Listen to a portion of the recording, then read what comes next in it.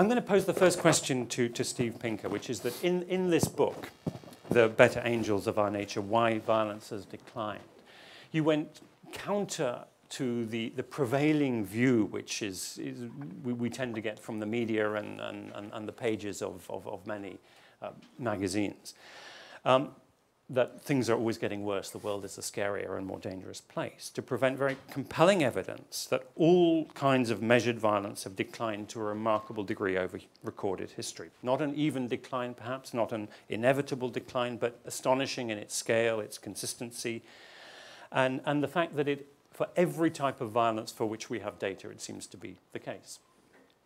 And so your conclusion is that the world has never been such a safe place for human beings. We're living in the most peaceful era of our species. So my question to you is, what next? Is it possible that this decline will continue? And if so, what would be the next revolution that would actually bring about a more peaceable world? I think it can continue. I'm skeptical that we'll ever reach a world of perfect nonviolence. I think there will always be, a hot-headed young man who loses his temper over a fight over a parking space or a pool table and pulls out a knife. And I think there'll always be a little old lady somewhere who puts arsenic in her husband's tea for whatever reason. So I don't think we'll ever get violence down to zero. But we have seen certain categories of violence wiped off the face of the earth, or pretty much so.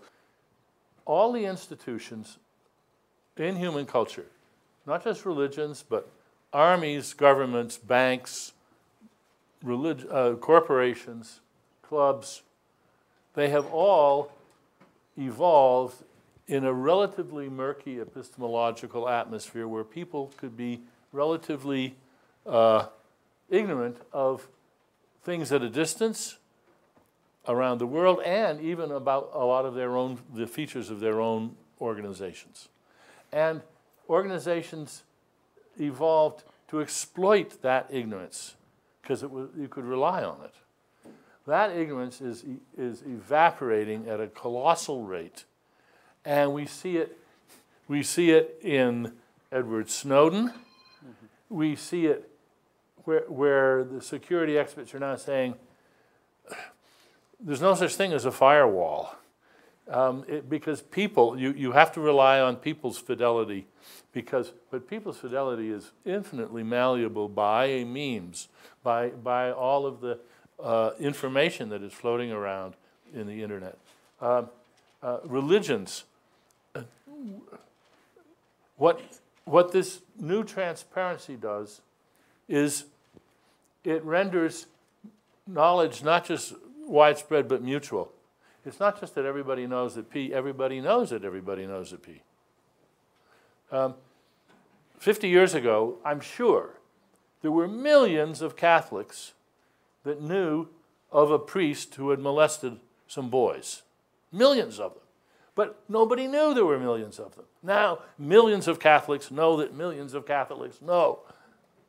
And that changes everything. Now, you have a bishop giving a press conference where he makes a big point of saying, you'll note how whenever there's a young boy around, I always have my hands in front of me. Can you imagine a bishop of the church saying anything like that 50 years ago? This is an awkward and gauche and ineffective response to the new transparency. Well, I think that in itself is going to force every institution in the world to evolve very quickly or go extinct.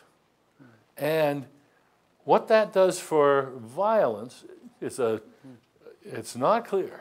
Mm-hmm. In some ways, it may be a great diminution in violence.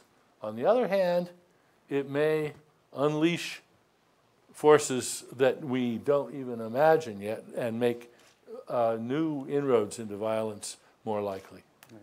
If you have free, open exchange, the discussion will move in certain directions rather than others. Just that the space of ideas has certain grooves or channels or centers of gravity where peace really does make more sense than violence. And the reason is, there's nothing mystical here. I don't think there's any kind of arc toward peace or omega point or arc of justice. But just that violence destroys things. It is might be nice if you get to be the aggressor and you get to exploit a victim.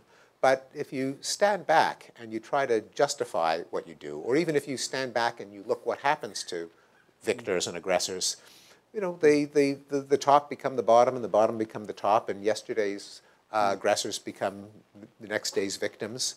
And if we could all stand back and reason with each other on what's the best way to organize our affairs, it's unlikely you're going to get a consensus, let's try to invade and kill each other, because it's just not sustainable. It really does make more sense objectively to say, well, how about if both of us refrain from violence and try to live our lives in some other way?